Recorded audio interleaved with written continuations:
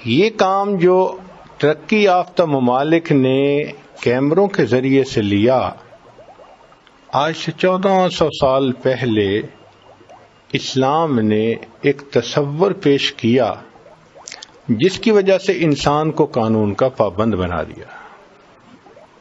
کیا تصور دیا؟ کہا کہ دیکھو جس پروردگار نے ہمیں پیدا کیا ہے وہ زندہ ہے اور اس کے اندر صفات ہیں جن میں سے 4 صفتیں بہت اہم ہیں، تم اپنے ذہن میں رکھا کرو۔ پہلی صفت ہوا معکم اینما کنتم، وہ تمہارے ساتھ ہے تم جہاں کہیں بھی ہو۔ تو ویڈیو کیمرے تو مخصوص جگہوں پہ لگ سکتے ہیں، ہر جگہ تو نہیں ہوتے، مگر یہ تصور تو بہت ہی خوبصورت۔ تنہائی میں ہو تو اللہ دیکھتا ہے، محفل میں ہو تو اللہ دیکھتا ہے، پہاڑ کی چوٹی پہ ہو تو اللہ دیکھتا ہے، سمندر کے اندر تم ڈائیو کر رہے ہو تو اس کی پانی کی تہوں میں بھی اللہ تمہیں دیکھ رہا ہے، تم روشنی میں ہو تو بھی اللہ دیکھتا ہے، تم اندھیرے میں ہو تو بھی تمہیں اللہ دیکھتا ہے۔ جب کوئی انسان تمہیں دیکھنے والا نہیں، اللہ تعالیٰ تمہیں اس وقت بھی دیکھ رہا ہوتا ہے۔ ایک تصور تو یہ پیش کیا کہ وہ تمہارے ساتھ ہے، ہوا معکم اینما کنتم، تم جہاں کہیں بھی جاؤ وہ تمہارے ساتھ ہے، اور پھر وہ تمہیں دیکھتا بھی ہے اور تمہاری بات کو سنتا بھی ہے۔ ان ربی لسمیع الدعاء، میرا رب میری دعا کو سنتا ہے۔ تو جو ہم زبان سے اللفظ نکالتے ہیں پروردگار اس کو سنتے بھی ہیں۔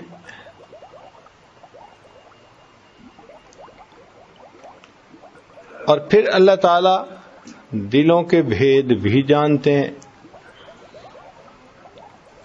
اب ایک ویڈیو کیمرہ تو اس وقت معلوم کرے گا نا جب کسی بندے نے کوئی قدم اٹھایا، دل میں کیا ہے اس کو تو ویڈیو کیمرہ ریڈ نہیں کر سکتا، مگر اللہ تعالیٰ فرماتے ہیں کہ یعلم خائنۃ الاعین، وہ جانتا ہے آنکھوں کی خیانت کو، وما تخفی الصدور، اور جو تمہارے سینوں میں چھپا ہوا ہے۔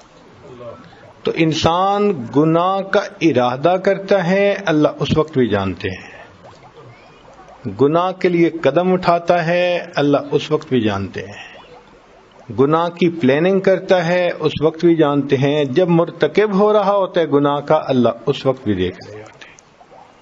تو یہ احساس تو پھر بہت خوبصورت احساس ہے، ان مادی چیزوں کی نسبت بہت بلند، چنانچہ اس کو کہتے ہیں ایمان۔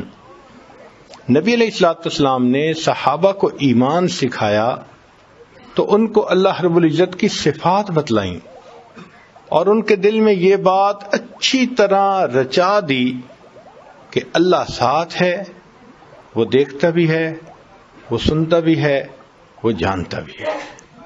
اب ان 4 باتوں نے صحابہ رضی اللہ عنہم کو ایک ایسا ایمان عطا کر دیا کہ وہ فرشتوں کی جیسی زندگی گزارنے والے بن گئے تھے، کھرے لوگ، جو من میں تھا وہی سامنے تھا۔ نفاق ختم ہو گیا، درنگی ختم ہو گئی، گناہ معاشرے سے ختم ہو گیا، ہر ایک کی زندگی میں سچ آ گیا۔ چنانچہ ایک حکم ملتا تھا سب عمل کرتے تھے۔ مشہور واقعہ ہے کہ ایک بستی میں سے گزرتے ہوئے جو امیر لشکر تھے انہوں نے دیکھا کہ بعض عورتیں نیم برہنہ لباس پہن کر کھڑی ہیں، تماشے دیکھ رہی ہیں، تو انہوں نے اعلان کروا دیا قل للمؤمنین یغضوا من ابصارہم۔ ایک اعلان پر پورے کے پورے لشکر کے لوگوں نے اپنی نگاہوں کو نیچے کر لیا اور شہر میں سے گزر گئے۔ جب واپس گھروں کو پہنچے تو لوگوں کو بتایا کہ جی ہمیں امیر نے حکم دیا، ہم نے سر جھکا لیے۔ تو پوچھنے والے نے پوچھا کہ یہ بتاؤ کہ وہاں کے مکان سنگل سٹوری تھے یا ڈبل سٹوری تھے؟ تو اس نے جواب دیا کہ جب آنکھیں ہی نیچے جھکا لیں تو ہمیں مکانوں کی بلندی کا بھی نہیں پتا. یہ ایمان ایسی عجیب چیز ہے.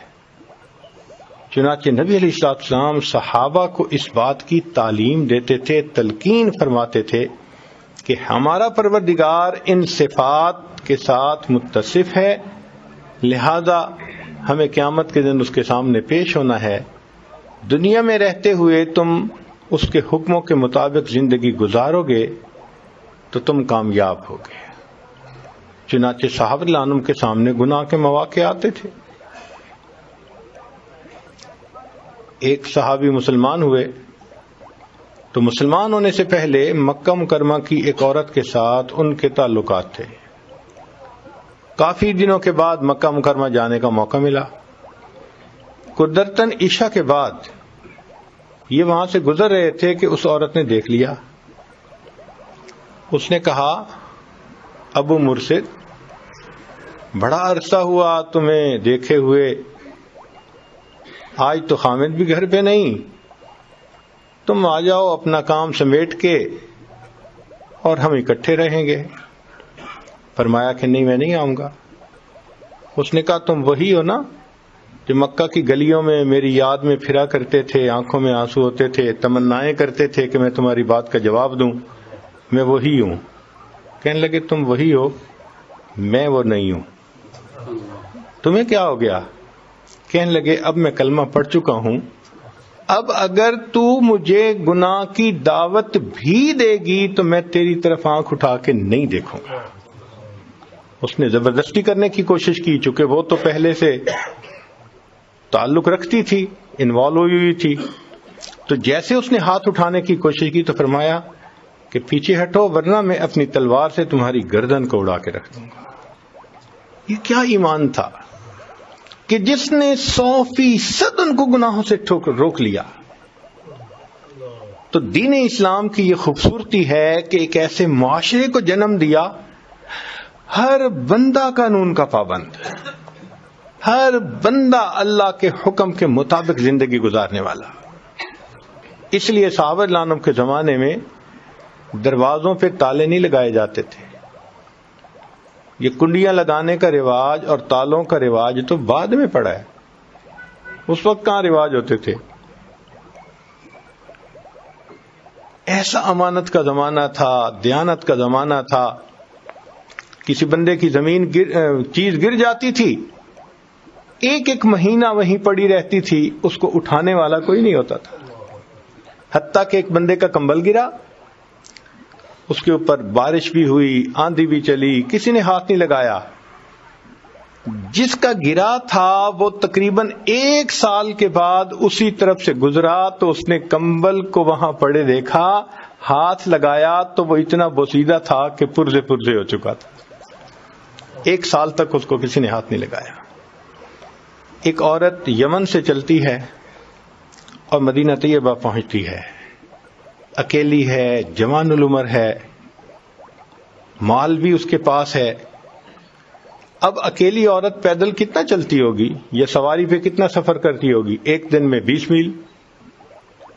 تو 20-25 میل جس نے سفر کرنا ہو اس کو ہزاروں میل سفر کرنا پڑے تو کتنے دن لگیں گے؟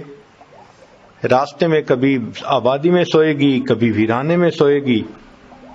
اس کو تو کہیں بھی وقت آ سکتا ہے دن اور رات کا.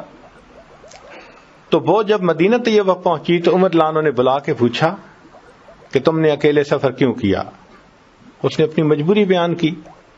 تو عمر رضی اللہ عنہ نے ایک بہت خوبصورت سوال پوچھا کہ تم عورت ذات ہو اور عورت کو بہت پتہ چلتا ہے کہ مرد مجھے کس نگاہ سے دیکھ رہا ہے.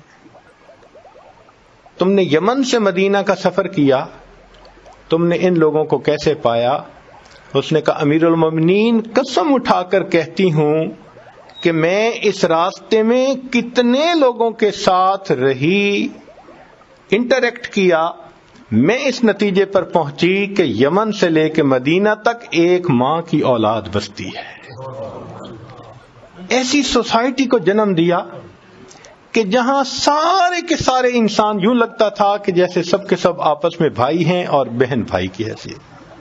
عزت کی حفاظت کرنے والے، احترام کرنے والے، دوسرے کی خیر خواہی کرنے والے، یہ سارا کا سارا نتیجہ اس ایمان کی وجہ سے تھا کہ ہر وقت دل میں یہ تصور تھا اللہ تعالیٰ دیکھتے بھی ہیں، سنتے بھی ہیں، جانتے بھی ہیں اور ہر وقت میرے ساتھ بھی ہیں۔ یہ بہت عجیب نعمت ہے۔ اب اس نعمت کو ہمیں سیکھنے کی ضرورت ہے۔ صحابہ اللہ عنہ فرماتے تھے تعلمنا الایمان ثم تعلمنا القرآن، پہلے ہم نے ایمان سیکھا کہ ایسا ہے ہمارا پروردگار، پھر جب قرآن اترا اور پتہ چلا کہ یہ اس کے احکام ہیں تو پورے کے پورے لوگ اس پر عمل کرنے والے بن گئے۔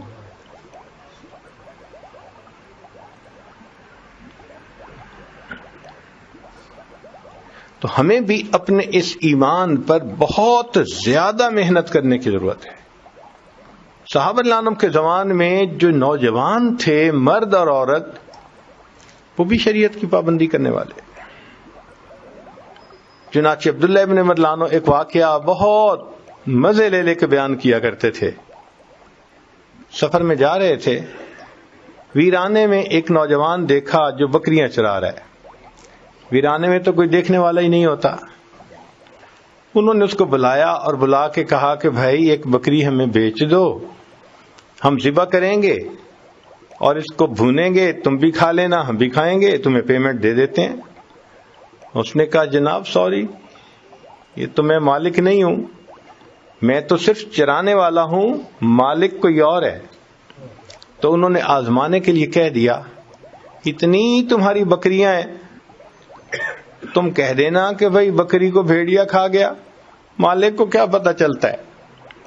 تو جب انہوں نے یہ کہا تو وہ ان پڑھ بکریاں چرانے والا نوجوان آگے سے عبداللہ ابن عنہ کو کہتا ہے کہ حضرت اگر میں یہ کہوں گا کہ بھیڑیا بکری کو کھا گیا فَأَيْنَ اللَّهُ، تو پھر اللہ کہاں ہے؟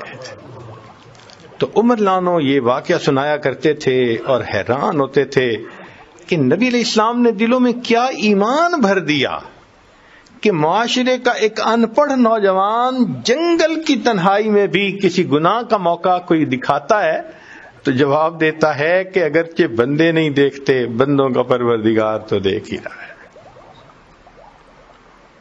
عمر لانو اپنے زمانے خلافت میں گلیوں میں چل رہے ہیں کہ دیکھوں کہ لوگ کس حال میں ہیں۔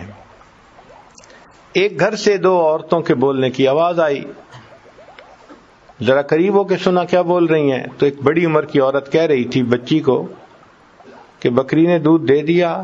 اس نے کہا دے دیا۔ پورا دیا یا کم دیا؟ اس نے کہا کم دیا ہے۔ کہنے لگی لینے والے تو پورا مانگیں گے تو کچھ پانی اس میں ڈال کے پورا کر دو۔ لڑکی نے کہا کہ میں تو پانی نہیں ڈالوں گی، عمر لانو نے منع کیا ہے۔ تو بوڑھی عورت نے آگے سے کہہ دیا کہ عمر لانو کوئی دیکھ تو نہیں نہ رہے؟ تو لڑکی نے جواب دیا کہ عمر لانو نہیں دیکھتے، عمر کا پروردگار تو مجھے دیکھتا ہے۔ ینگ بلڈ، گرم خون، جن کے لیے گناہ کرنا بہت آسان ہوتا ہے، ایمان نے ان کو بھی باندھ کے رکھ دیا کہ موقع ہونے کے باوجود وہ سوچتے بھی نہیں تھے۔ عمر لانو اتنا خوش ہوئے کہ پھر آپ نے اس بچی کا رشتہ اپنے بیٹے کے لیے مانگا اور پھر ان کی شادی کر دی۔